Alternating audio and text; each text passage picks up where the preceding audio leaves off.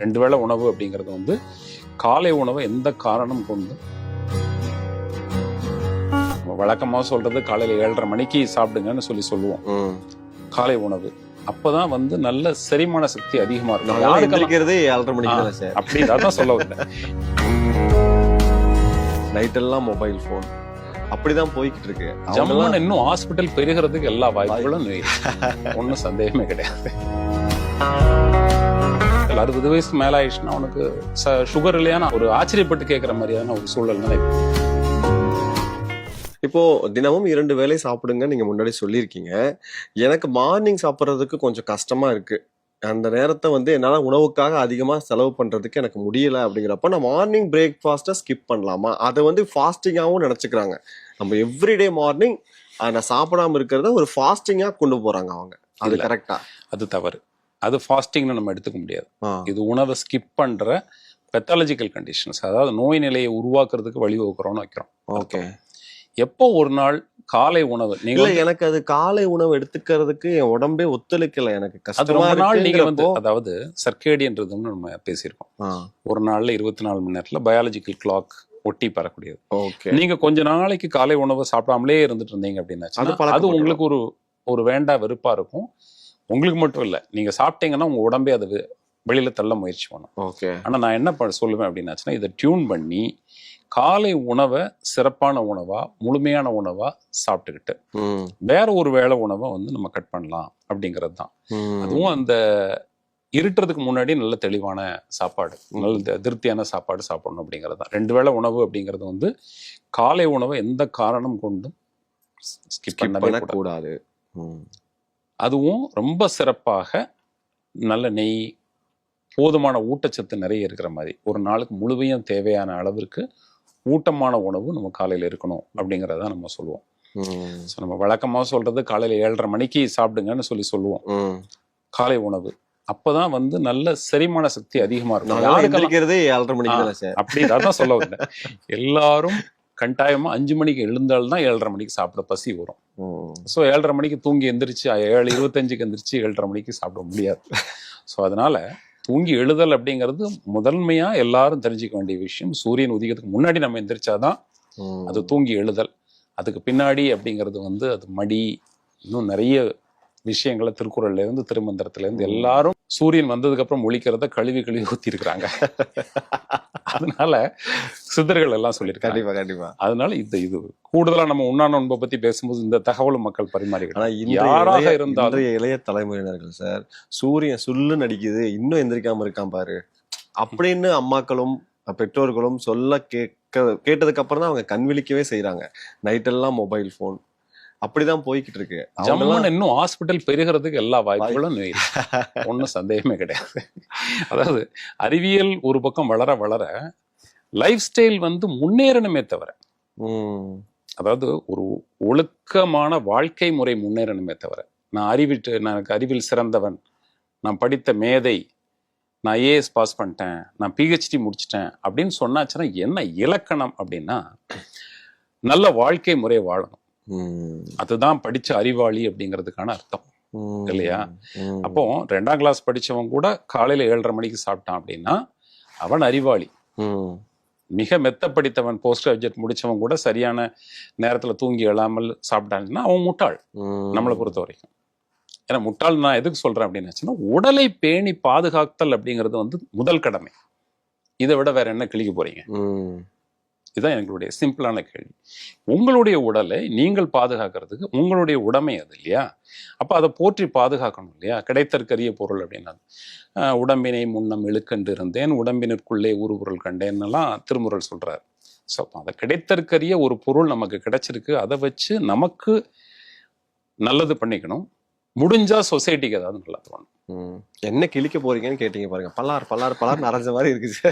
அதுதான் சொல்றேன். இதுல என்ன அப்படின்னாச்சுன்னா, நிறைய எதுக்காக கேட்கிறோம் அப்படின்னாச்சுன்னா, நிறைய இடங்கள்ல நிறைய பேஷண்ட்ஸை நம்ம பாக்குற போது, சார் 7:30 மணிக்கு நான் வந்து எனக்கு பசியே இல்லாம சாப்பிட சொல்றீங்களே, பசி இல்லையே எனக்கு 7:30 மணிக்கு அப்படின்னு கேட்பாங்க. அப்போ பசி ஏன் வரல 7:30 மணிக்கு? நீ எழுந்திருக்கிறது 7, எப்படி பசிக்கும் 7:30 மணிக்கு? ஸோ 7:30 மணிக்கு பசி ஏற்படும் அளவுக்கு நீங்க டியூன் பண்ணி உங்க உடம்ப வச்சுக்கணும். அந்த பாடி கிளாக்கை செட் பண்ணி வச்சுக்கணும். 5 மணிக்கு எந்திரிச்சாச்சுன்னா 7:30 மணிக்கு நீ வந்து வரும். நீங்கள் வந்து அறிவில் மெத்த படித்தவர்கள், சோ கால்டு சயின்ஸ் எல்லாம் நான் படிச்சுட்டேன் அப்படின்னு சொல்லிட்டு என்கிட்ட விவாதம் பண்றவங்களுக்கு எல்லாம் சொல்ற அறிவுரை இதுதான். நீ முதல்ல உன்னைய சரிப்படுத்திக்கோ. நீ நோய் இல்லாம இருக்கிறதுக்கு தான் நாங்க பேசுறோம். எங்களுக்கு நேரம் போகாம நாம உட்காந்து நானும் கார்த்திக்கும் வந்து பேசல. கரெக்ட் இல்லையா? சோ இதெல்லாம் ஒரு வாழ்க்கை முறை. இதனால உங்களுக்கோ எனக்கோ எந்த லாபமும் கிடையாது. இதை ஃபாலோ பண்றவங்க அவர்களுடைய வாழ்க்கை முறையை மாற்றி அமைச்சுக்கிறது மூலமாக அவர்களும் அவர்கள் சந்ததிகளும் நலமாக இருக்கலாம். கொஞ்சம் நல்ல ஆரோக்கியமா 60 வயசுக்கு மேல இருக்கிறவங்க ஹாஸ்பிட்டல்ல போய் ஃபைலா வச்சுட்டு உட்காராம சமுதாயத்தை பத்தி திங்க் பண்றதுக்கு ஒரு வாய்ப்பு கிடைக்கும் இல்லையா? கண்டிப்பா. எப்போதுமே ஒரு ஜெனரேஷன், ஒரு சமுதாயம் நல்ல ஆரோக்கியமா இருக்குது அப்படின்னாச்சுன்னா மூத்தவர்களுடைய அறிவுரை தொடர்ச்சியா கிடைச்சிக்கிட்டே இருக்கணும். அப்ப அந்த மூத்தவர்கள்லாம் எங்க இருக்கிறாங்க? முன்னாடி வந்து ஓய்வு இருக்கும்போது கோயில் குளம் அல்லது உறவினர்கள் வீடு அப்படின்னு சொல்லிட்டு ஒரு சுற்றுலா மாதிரி போயிட்டு வீட்டுல உட்காந்து ஆலோசனை கொடுக்கறது ஒரு வழக்கமா இருந்தது. இப்போ எல்லாமே வந்து ஹாஸ்பிட்டல் 60 வயசுக்கு மேல ஆயிடுச்சுன்னா அவனுக்கு சுகர் இல்லையான ஆராய்ச்சி ஒரு ஆச்சரியப்பட்டு கேட்குற மாதிரியான ஒரு சூழல் தானே இப்போ இருக்குது. ஸோ அப்போ அது மாதிரி எல்லாம் பிரைமாடியல் ப்ரிவென்ஷன் நம்ம சொல்லக்கூடிய விஷயங்கள் எல்லாத்தையுமே நாம பின்பற்றுறது அப்படிங்கிறது வந்து நமக்கு செய்யற ஒரு நன்மை மட்டும் இல்லை, இது சமுதாய கடமை கூட. இப்போ விடுமுறை நாட்கள்ல விரதம் இருக்கலாம் அப்படிங்கிறத நீங்க தெளிவா சொல்லிட்டீங்க. ஏன்னா விடுமுறை நாட்கள்ல தான் இருக்கணும் அப்படின்னு சொல்லிட்டீங்க. சரி, அதுக்கான முறைகள் என்ன? அந்த விரதம் எப்படி ஆரம்பிக்கணும், எப்படி முடிக்கணும், எப்படி இடைப்பட்ட நேரங்கள்ல எப்படி நாம செலவிடணும் அப்படிங்கிற மாதிரியான விஷயம். பொதுவாக ஒரு நாள் முழுவதும் உண்ணாணும். நம்ம வந்து நான் இலக்கு முடிவை நான் சொல்றேன், எப்படி தொடங்கணும்னு நான் சொல்லிட்டேன். ஒருவேளை உணவை கட் பண்ணணும், ஒருவேளை சாப்பிட்டுங்க, இடையில பசிக்கும் போது நீர் மோரோ அல்லது தேனோ இடையில குடிச்சுக்கோங்க அப்படின்ற மாதிரி நம்ம தொடங்குறோம். முழுமையாக ஒரு நாள் உண்ணா நோன்பு அப்படிங்கிறது இப்போ ஒரு ஞாயிற்றுக்கிழமை நம்ம உண்ணா நோன்பு இருக்கிறோம் அப்படிங்கிற ஒரு நேரம் ஃபிக்ஸ் பண்ணிட்டோம் அப்படின்னா சனிக்கிழமை 6 மணிக்கு நம்ம திடமான உணவை சாப்பிட்டு முடிச்சிருக்கணும். அதுக்கு பின்பாக எதுவும் தேவைப்படக்கூடாது. இரவுல தேவைன்னா கொஞ்சம் தேன் குடிச்சுக்கோங்க அல்லது கொஞ்சம் மோர் குடிச்சுக்கோங்க. அதாவது நான் சொல்றது சனிக்கிழமை. ஞாயிற்றுக்கிழமை முழுமையாக எதுவும் சாப்பிடாம இருந்து திங்கட்கிழமை காலையில 6 மணிக்கு நம்ம சாப்பிட்றது அப்படிங்கிறது தான். சனிக்கிழமை சாயந்தரம் 6 மணி டு திங்கட்கிழமை சாயந்தரம் காலையில் 6 மணி வரைக்கும் இருக்கிறது தான் ஒரு முழுமையான ஒரு நாள் தண்ணி குடிக்கலாம். ஒரு நாள் அப்படிங்கிறது காலையில 6 to 6 கிடையாது. சரி சார், இதுதான் முழுமையான ஒரு உண்ணா நோன்பா நான் சொல்றது. நம்முடைய நோயர்களுக்கு ஒரு ட்ரீட்மெண்டாகவும் ஒரு ப்ரிவென்டிவ் மெத்தடாகவும் நம்ம சொல்லக்கூடிய விஷயங்கள். ஸோ இதை பார்த்து மலைக்க வேண்டாம். அப்படின்னா 24 மணி நேரம் + 12 மணி நேரம் 36 மணி நேரம் ஆயிடுது. 36 மணி நேரம் அப்படிங்கிறது ஒரு தொடக்க நிலை. ஓகே, ஒரு நாள் உண்ணா நோன்பு இருக்கிறதுக்கான ஒரு பயிற்சி முறையாக கூட நம்ம எடுத்துக்கலாம். ஓகே, இது தெரப்பியூட்டிக் ஃபாஸ்டிங் அப்படின்னு வரும்போது அது மாறும். அது ஒவ்வொருத்தருக்கும் ஒரு மாறும். இது நான் சொல்றது வந்து பிரைமாடியல் ப்ரிவென்ஷன். நோய் என்னைக்கோ ஒரு 20 வருஷம் கழிச்சு வரக்கூடிய நோயை இன்னைக்கு வராமல் தடுக்கணும் அப்படின்னாச்சுன்னா இது ஸ்டாண்டர்ட் மெத்தட். இந்த மெத்தட்ல நாம வந்து உண்ணா நோன்பு இருக்க ஆரம்பிச்சோம் அப்படின்னா கொஞ்சம் கொஞ்சமா இந்த நிலைக்கு நம்ம வந்துட முடியும். ஒருவேளை நீங்க வந்து ஞாயிற்றுக்கிழமை உங்களுக்கு வேலை இருக்கு அல்லது வெளியூர் போகணும் அப்படிங்கிற நிலைமையில நீர்த்துவமான உணவுகள், கஞ்சி, ரசம், மோர், தேன் இது மாதிரி சாப்பிட்டுக்கலாம். கட்டாயமா முடியும். என்னுடைய நண்பர் டாக்டர் ஆனந்த் சொக்கலிங்கம் அப்படிங்கிறவர் வந்து பார்த்தீங்கன்னா அமெரிக்காவில் கார்டியாலஜிஸ்ட். இன்னொரு கார்டியாலஜிஸ்ட் டாக்டர் நண்பர் வந்து டாக்டர் சரவணன். இவங்கெல்லாம் 2 பேரும் ஒரு இன்ஸ்டியூட்ல ஒர்க் பண்ணிட்டு இருக்காங்க. இவர்கள் இந்த ஃபாஸ்டிங் மூலமாக இரிவர்சிபிள் கார்டியாக் சேஞ்சஸ், அதாவது மீளாத இதய நோய்களை மீட்கும் வழிமுறைகளை வெறும் பட்டினி கிடக்கிறது மூலமாக, சித்தா ஃபாஸ்டிங் மூலமாக எப்படி அதை திருப்பி கொண்டு வர முடியும் அப்படிங்கிறத சொல்றாங்க. அவரு நிறைய விஷயங்கள் பண்ணிட்டு இருக்கிறாரு. அவர் சொல்ற ரொம்ப எனக்கு பிடிச்ச விஷயம் என்ன அப்படின்னாச்சுன்னா ஹார்ட்டுக்கான ஏஜ் அப்படின்றாரு. இதயத்திற்கான ஒரு வயது, உங்களோட வயது எத்தனை வேணா இருக்கலாம், 40 இருக்கலாம், 50 இருக்கலாம். இதயத்திற்கான ஒரு வயது அப்படிங்கிறத அவர் கொடுக்குறாரு, ஹார்ட் ஏஜ் அப்படின்றத. இப்போ ஹார்ட் ஏஜ் அப்படிங்கிறது வந்து ஒரு 30 வயசுல ஒருத்தர் ஒபீஸா இருந்து நடக்க முடியாம வந்தவருக்கு அவருடைய ஹார்ட் ஏஜ் வந்து அசஸ்மெண்ட் வச்சிருக்காங்க. அது பேராமீட்டர். இந்தந்த எஜெக்ஷன் ஃபிராக்ஷன் இவ்வளவு இருந்தா, அப்புறம் ஹார்ட்னுடைய ஃபங்க்ஷன் இப்படி இருந்தாச்சுன்னா இதனுடைய ஹார்ட்னுடைய ஏஜ் இவ்வளவு அப்படிங்கறத ஒரு அளவிடுறார். அவர் கார்டியாலஜிஸ்ட்ல அவர் ஒரு அளவீட்டு மூலமாக அதை அவர் அளவிட்டு இவருடைய வயது இவ்வளவு அப்படின்றத கணிக்கிறார். அப்ப அந்த 30 வயசுல ஒருத்தருக்கு 80 வயசுக்கான இதயம் இருந்திருக்கு, 80 வயசு ஆனால் எவ்வளவு பேராமீட்டர்லாம் எப்படி இருக்குமோ அந்த மாதிரி இருந்திருக்குது. இவர் ஃபாஸ்டிங் இன்ட்ரடியூஸ் பண்றாரு. என்ன கொடுக்குறாரு அப்படின்னாச்சுன்னா, ஒரு 2 மணி நேரத்துக்குள்ள நீ என்ன வேணாலும் சாப்பிட்டுக்கலாம், மீதி 22 மணி நேரம் சாப்பிடாம இருக்கணும் அப்படிங்கிற மாதிரியான ஒரு அறிவுரையோட கொடுக்குறாருன்னு வச்சுக்கோ. இது மாதிரி இதுவும் டெய்லர் மேடு தான், ஒவ்வொருத்தருக்கு தகுந்த மாதிரி. ஸோ இந்த மாதிரி ஃபாஸ்டிங்ல அவர் அந்த இருக்க வைக்கும்போது, சித்தா முறைப்படியான அந்த ஃபாஸ்டிங்ல இருக்க வைக்கும்போது கார்டியாக் ஏஜ், அதாவது ஹார்ட்டினுடைய ஏஜ் படிப்படியாக குறைஞ்சு, வெயிட் ஒரு பக்கம் குறைஞ்சிக்கிட்டே வருது, பேராமீட்டர்ஸ் கொஞ்சம் நல்ல இம்ப்ரூவ்மெண்ட் இருக்கு. ஹார்ட் ஏஜ் அப்படிங்கிறது அவருடைய ஏஜுக்கு வருது, அவருடைய ஏஜை விட குறைஞ்சு இன்க்ரீஸ் ஆகுது. ஹார்ட்டோட ஏஜ் இன்க்ரீஸ் ஆகுது. ஏஜ் வந்து அதாவது சின்ன வயசுக்கு வர மாதிரி குறைஞ்சிட்டு ஹார்ட் குறைஞ்சிட்டு வருது. வயது அது வயது கூடுதல் அப்படிங்கிறது வந்து நோயுடைய வயதுக்கு வருது. அவர் வயதுக்கு 30க்கு வந்து அதுக்கு கீழேயும் போயிருக்கு. இதயத்தின் வயது 80 வயதாக இருக்கிறது, அவர் 30 வயதா இருக்காரு. 30 வயதோ 30 நோக்கி குறைஞ்சுக்கிட்டே. ஆமா, அதுக்கு கீழேயும் போறதுக்கான வாய்ப்பு வெறும் ஃபாஸ்டிங் மூலமா இருக்குது அப்படின்ட்டு ஆய்வு கட்டுரை எல்லாம் பப்ளிஷ் பண்ணியிருக்கிறார். பயங்கரமா இருக்கே சார். ஸோ இது ஒரு உதாரணம். ஸோ இதுக்கு இது மாதிரியான நிலைகள் நிறைய இருக்கு. அதே மாதிரி இன்னொரு நண்பரை நான் சந்திக்க போயிருந்தேன். அமெரிக்காவில் ஒரு உணவகம் நடத்துறாரு. உணவகத்தினுடைய முக்கியமான ஒரு இடத்துல இருக்கிறார். ஒரு பேர் செந்தில், நியூ ஜெர்சியில் இருக்கிறார். 2016 நான் அவரை போய் பார்க்க போகிறதுக்கு முக்கியமான காரணமே என்னன்னா, ஒரு மாதத்துல ஒரு நாள் மாத்திரம்தான் அவர் சாப்பிடுவார். பூச நட்சத்திரத்தினுடைய நாள்ல மட்டும்தான் அவர் சாப்பிடுவார். வள்ளலாருடைய ஒரு தீவிர பக்தர், அது ஃபாலோவர், எப்படி வேணாலும் வச்சுக்கலாம். என்ன சொல்றாரோ வள்ளலார், அவருடைய நூல்கள் என்ன சொல்லியிருக்கிறாரோ அதை ஃபாலோ பண்ணி உடம்ப டியூன் பண்ணி என்ன பண்ணுவாரு, ஒவ்வொரு மாதத்திலும் வரக்கூடிய பூச நட்சத்திரத்தை அன்னைக்கு மட்டும், இன்னும் சொல்ல போனா 27 நாளைக்கு ஒரு நாள் ஒரு வேளை மட்டும்தான் சாப்பிட்றாரு. அவர் மட்டும் இல்லை, அவர் மனைவியும் அப்படிதான் சாப்பிட்றாங்க.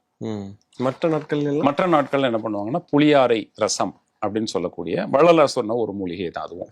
அந்த ரசத்தை தண்ணீர் மாதிரி இருக்கும், அதை குடிச்சுக்கிறாங்க. மற்ற நாட்கள்ல திட உணவு அப்படிங்கிறது கிடையாது. ஒட்டு மொத்தத்துல 27 நாளில் ஒரு நாள் மட்டும் உண்கிறார், வாழ்கிறார், ஊர்களெல்லாம் சமைச்சு போடுறார். இந்த நிலைக்கு அவங்க அந்த உடலை கொண்டு வர்றதுக்கு முன்னாடியான ப்ரிப்பரேஷன் இருந்திருக்கும்ல. அது முழுக்க வள்ளலார் என்ன சொன்னாரோ அதை அப்படியே ஃபாலோ பண்றாரு. சமீபத்துல வாழ்ந்த சித்தர் வள்ளலார் இதை ஃபாலோ பண்ணிட்டு, ஏன்னா வாழக்கூடிய இந்த மாதிரி உண்ணா நோன்பு இருந்து பண்ண முடியுமா அப்படிங்கிறத வந்து எவிடன்ஸ் கொடுங்க அப்படின்னு கேட்கறவங்களுக்கு எல்லாம் நான் சொல்ற விஷயம் தான். இன்னைக்கும் நீங்க நியூ ஜெர்சியில போயிட்டு அந்த உணவகத்தினுடைய பிரான்ச்சைசியினுடைய தலைவர், அது மேனேஜர்னு வச்சுக்கலாம், பெயர் செந்தில், அவரை சந்திச்ச நாள் உதாரணம். நம்ம சந்திச்ச நாள் ஆயிடுச்சு. ஆனா வந்து அவர் இன்னும் வாழ்ந்துட்டு இருக்கிறார். அவர் மனைவி, அவர் பொண்ணுக்காக மட்டும் சமைக்கிறாங்க வீட்டுல. ஸோ இது மாதிரி நிறைய பேர் இருக்கிறாங்க ஃபாலோ பண்ணக்கூடியவங்க. அதனால முடியுமா அப்படிங்கிறதுக்கு, அதாவது இயற்கை நிலையில எந்த நோயும் இல்லாத நிலையில ஒருத்தரை உதாரணம் சொல்லிட்டேன். நோயுற்ற ஒருத்தரை டாக்டர் ஆனந்த் சொக்கலிங்கம் ட்ரீட் பண்ணதையும் நான் சொல்லிட்டேன். இதயத்தின் வயதை கம்மி பண்ணதையும் சொல்லிட்டீங்க. ஸோ பெத்தாலஜிக்கல் கண்டிஷன்லையும் இது யூஸ்ஃபுல்லா இருக்கு. பட்டினிங்கிறது இயற்கை நிலையிலையும் அது உதவிகரமாக இருக்கிறது, ஆரோக்கியமா இருக்கிறதுக்கு உதவியா இருக்குது அப்படிங்கிறது 2 உதாரணத்தை நான் சொல்லியிருக்கேன். 2 பேர் இப்போ வாழ்ந்துட்டு இருக்கிறாங்க. ஓகே. ஸோ இதுதான் நம்ம வந்து சொல்லக்கூடிய, மக்களுக்கு சொல்லக்கூடிய ஒரு மெசேஜா இதுல இருக்குது. சார், இப்போ இன்னைக்கு 6 மணிக்கு நல்லா சாப்பிட்டுட்டு அடுத்த நாள் சாயந்தரம் 6 மணி இல்லாம அதுக்கடுத்த அதிகாலை 6 மணிக்கு தான் நீங்க முடிக்க சொல்றீங்க. 36 மணி நேரம் இப்ப கால்குலேஷன் பேசணும். ஸோ 36 மணி நேரம் விரதம் இருக்கிறதின் பலன் வந்து இப்ப ஸ்டெம் செல்ஸ் அதிகரிக்குது, அதன் காரணமாக மூட்டு வலி சார்ந்த, முதுகு வலி சார்ந்த, எலும்பு வியாதிகள் வந்து குணமாகுதுன்னு சொல்லப்படுதே, அது உண்மையா? இல்ல, இதுல வந்து இப்ப நீங்க சொல்ற விஷயம் வந்து ஹைபாத்தசிஸா தான் இருக்குது. இன்னும் நிறைய ஆய்வுகள் இதுல நடக்க வேண்டியிருக்கு. அந்த உண்ணா நோன்பின் மூலமாக இப்ப நம்ம நிறைய விஷயங்கள் பேசியிருக்கோம். இது ஆய்வுபூர்வமாக எல்லா மக்களும் ஏற்றுக்கொள்ளும் வரைக்கும் முழுமையாக அந்த ஆய்வுகள் நடந்திருக்கா அப்படின்னாச்சுன்னா இல்ல. ஓகே. அதை நோக்கி தான் போயிட்டு இருக்கு. முழுமையாக ஸ்டெம் செல்ஸ் உருவாகுது, முழுமையாக இந்த நோய்க்கு எதிரான எதிர்ப்பு திறன் கூடுது அப்படிங்கிற மாதிரியான விஷயங்கள்லாம் இன்னும் ஆய்வுல தான் இருக்குது. ஆனா அது பாசிபிலிட்டிஸ் இருக்கு. பாசிபிள் மோட் ஆஃப் ஆக்ஷன் சொல்லுவாங்க. இது நடப்பதற்கான காரணிகள் தெரிகிறது உடம்புல அப்படிங்கிற மாதிரி சில ஆய்வுகள் முடிவுகள் வந்துகிட்டு இருக்குது. அதனால நீங்க சொல்றது நடக்கிறதுக்கான வாய்ப்புகள் இருக்குது. 36 மணி நேரம் நம்ம வந்து உண்ணா நோன்பு இருந்தோம் அப்படின்னாச்சுன்னா உடம்புல எதிர்பார்த்தல்கள்னு சொல்லக்கூடிய நிறைய விஷயங்கள் மாறுபாடு அடைகிறதுக்கு, அது புத்துணர்ச்சி, தன்னைத்தானே புத்துணர்ச்சி ஏற்படுத்திக் கொள்வதற்கு, ரிஜுவனேஷன், நம்ம சித்தால வந்து 3 உண்டு. காப்பு நீக்கம் நிறைப்பு அப்படின்னு சொல்லிட்டு. இதுல நிறைப்பு அப்படிங்கிறது வந்து செல்லுலார் ரீப்ரோகிராமிங்னு சொல்லுவோம். அதாவது கேடடைந்த செல்களை மறுபடியும் தன்னைத்தானே புதுப்பிப்பதற்கு ஒரு வாய்ப்பு கொடுக்கறது. அதுல ஒரு முறையாக இந்த பட்டினி பெருமருந்துன்னு நம்ம ஆரம்பிச்சோம். பெருமருந்து அப்படிங்கிறது வந்து காயகல்பத்துக்கு நம்ம சொல்லுவோம். காயகல்பம்னா உடம்பை அழியாமல் பாதுகாப்பதற்கான வழிமுறைகளை கொடுக்கக்கூடிய ஒரு முறை. அது மருந்தா இருக்கலாம், அல்லது யோக பயிற்சியா இருக்கலாம், பிராணாயாமமா இருக்கலாம், மெடிடேஷனா இருக்கலாம், அல்லது பட்டினியா இருக்கலாம்.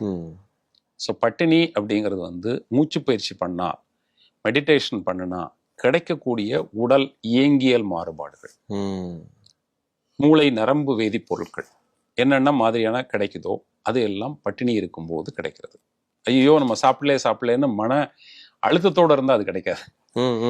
ஒரு விருப்பத்தோட, ஆர்வத்தோட, சந்தோஷத்தோட நாம பட்டினி இருந்தோம் அப்படின்னாச்சுன்னா இதெல்லாம் நடக்கும். ஸோ பட்டினிங்கிறது வந்து ஒரு தண்டனை அப்படின்னு நம்ம கொடுக்கக்கூடாது. பட்டினியும் மகிழ்ச்சியும் இணையும் போது உடல் அழியாமல் இருக்கும். நல்லா இருக்கு சார், தத்துவமா பேசுறீங்க. So longevity, the science of லாங்கிவிட்டின்னு சொல்லுவோம். நீண்ட நாள் வாழ்வதற்கான வழிமுறைகள்னு சொல்லுவாங்க.